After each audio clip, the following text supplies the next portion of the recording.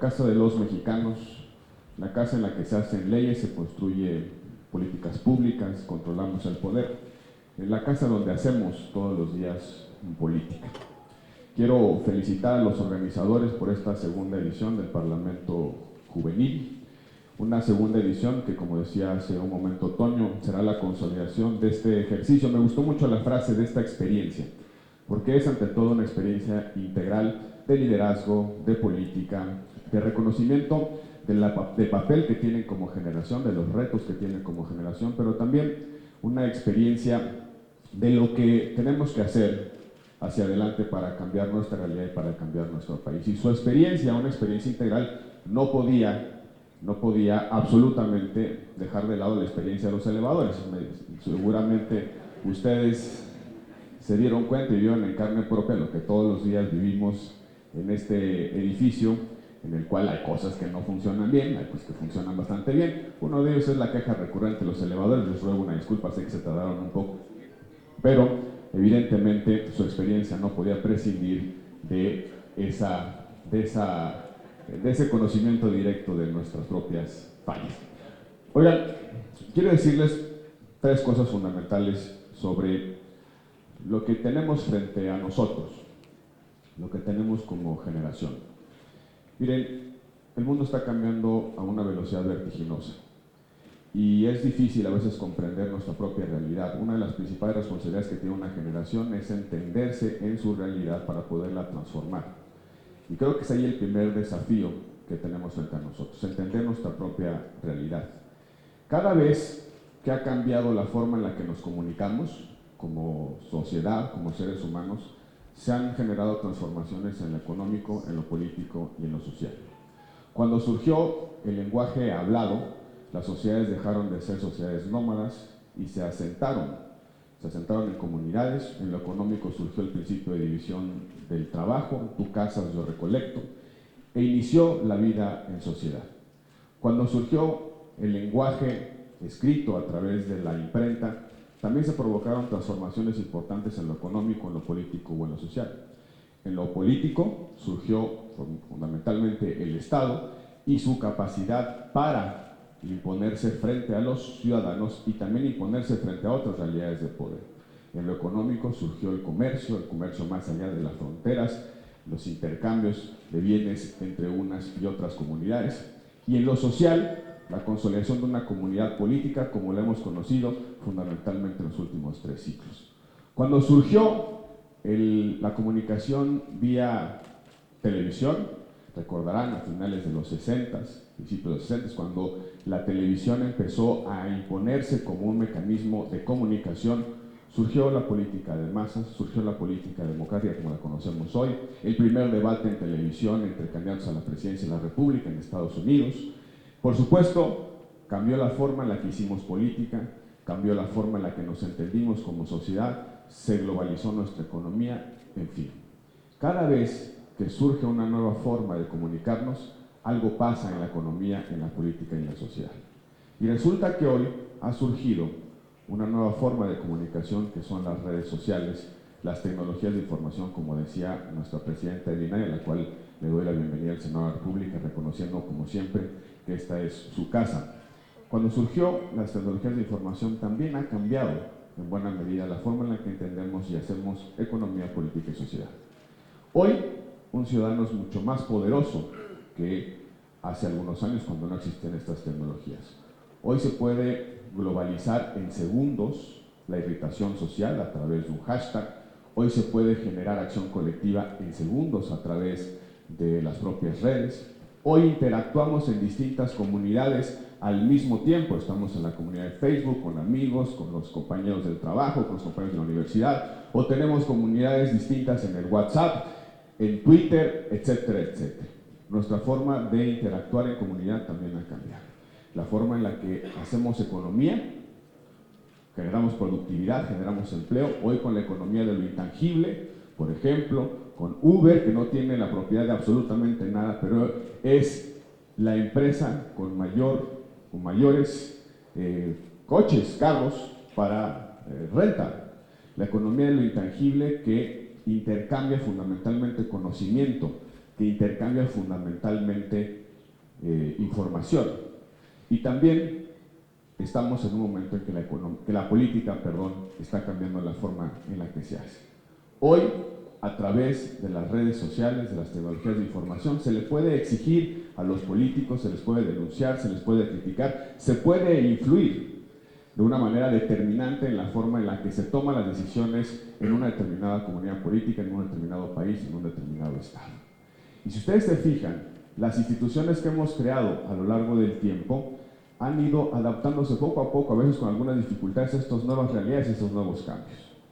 Hoy, la economía, por ejemplo, la economía de mercado como la conocemos, hoy tiene enormes desafíos en términos de apertura, en términos de alcance. Un bien que se produce en un determinado lugar termina de obtener sus últimos componentes en otro lugar y se vende en un mercado totalmente diferente.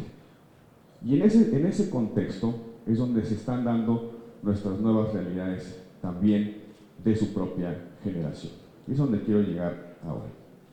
Hoy un ciudadano del siglo XXI, es un ciudadano totalmente diferente al del siglo XX. Es un ciudadano con más poder, tiene la posibilidad de interactuar con un mundo cada vez más complejo. Es un ciudadano más exigente, es un ciudadano que espera cada vez más del Estado, que espera cada vez más de la sociedad. Pero también es cierto que es un ciudadano que a veces está más solo que nunca. Es un ciudadano que exige la respuesta del Estado a sus problemáticas, a sus problemas, pero también es cierto que es al ciudadano al que no están llegando las instituciones que hemos diseñado a lo largo del tiempo. Un ciudadano del siglo XXI tiene la posibilidad de denunciar a través de redes sociales, pero también es cierto que una institución, la más próxima, municipio, estado o la propia federación, somos incapaces a veces de darle respuesta a todas sus necesidades.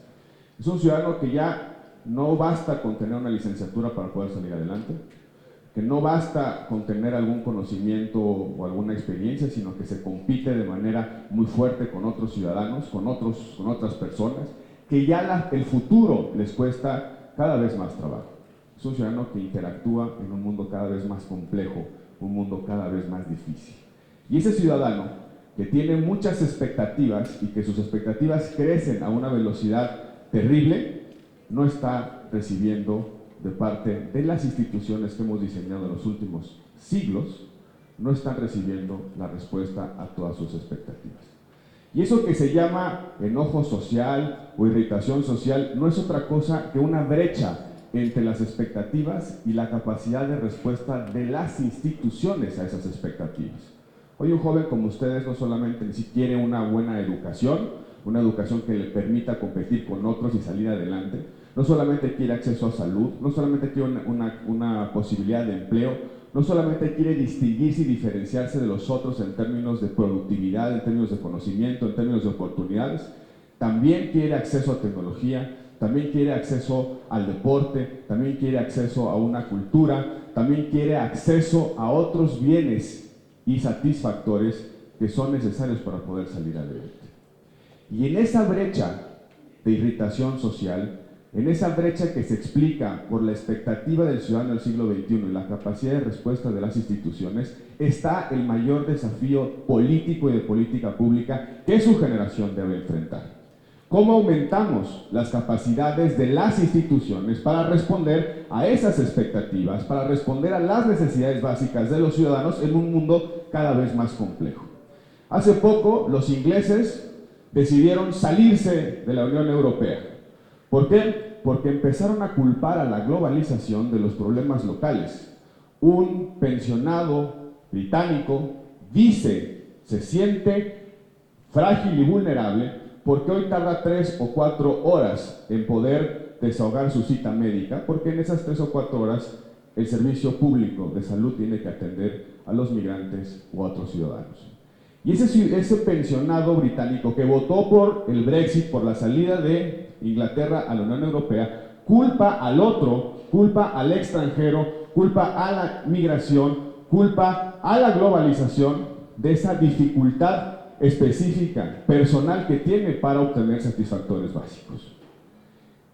La clase media norteamericana está enojada y por eso voltean a ver a Trump está enojada porque siente que la globalización, los mexicanos, México, les está quitando el empleo. Antes, la instalación, perdón dicho, la manufactura de los automóviles estaba en Detroit, ahora no está en Detroit, ahora está en Guanajuato. Iba a decir una mala palabra, no voy a ocultar porque está la prensa aquí. Está en Guanajuato. Mi empleo ya no está a la salida de mi casa. Está en otro país. Los mexicanos están, la frase de Trump, chupando nuestros empleos. Y ese ciudadano norteamericano de clase media, que siente que su empleo se lo robó a alguien, se enoja con su realidad. Y en consecuencia empieza a escuchar el canto de las sirenas de quienes rechazan al otro, del discurso racista, del discurso xenófobo. Lo mismo pasa en España, o lo mismo pasa en Grecia con las expresiones últimas en contra de la globalización, en contra de lo que significa la integración económica, pero también la integración política, porque de eso se trata el mundo del siglo XXI. El mundo del siglo XXI es un mundo integrado en lo económico, en lo político, en lo social, en los problemas, sin lugar a dudas, pero también en los modelos de desarrollo y bienestar.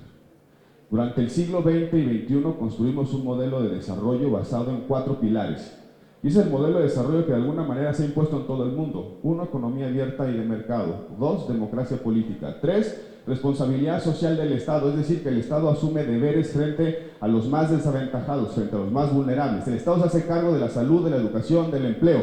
El Estado presta y garantiza satisfactores básicos. Se hace cargo de las necesidades básicas. ¿Para qué? Para compensar, no en el punto de llegada, sino en el punto de partida, que todos tengamos la misma posibilidad de salir adelante por nuestros propios méritos y por nuestras propias capacidades. Y 4, el modelo de Estado de Derecho y Estado de Derechos. Es decir, el ciudadano tiene un cerco de derechos con el cual interactúa con otros y frente al Estado. Ese modelo de desarrollo que se impuso en el siglo XXI, hoy está bajo un fuerte estrés. Fuerte estrés porque el ciudadano del siglo XXI no siente que esas instituciones le pueden responder a todas sus necesidades. Al contrario, que llega otro a mi comunidad, a mi vecindario, se lleva mi empleo, llega otro y me impide tener una atención pronta en la salud, llega otro con otra religión, con otra cara, con otro color de piel y amenaza mi propia integridad o amenaza mi propia forma de convivencia. Y eso en buena medida que no hayamos encontrado como generación, la generación de los vivos, respuestas a los nuevos desafíos, en eso radica el principal de los problemas o por donde está fecundando el discurso del odio, el discurso racista, el discurso xenófobo, el discurso antipolítica y sobre todo el discurso contra las instituciones. Y ese es el común denominador, creo yo, de Estados Unidos, de España, de Grecia, de Argentina, de Brasil y por supuesto el común denominador de los mexicanos. Se dice habitualmente que los mexicanos estamos enojados con las instituciones, estamos enojados con la política y es absolutamente cierto. El ciudadano mexicano está enojado con la política tradicional. Está enojado con los políticos, con los partidos políticos, con las decisiones políticas. La gran pregunta es ¿por qué? Y hay muchas explicaciones.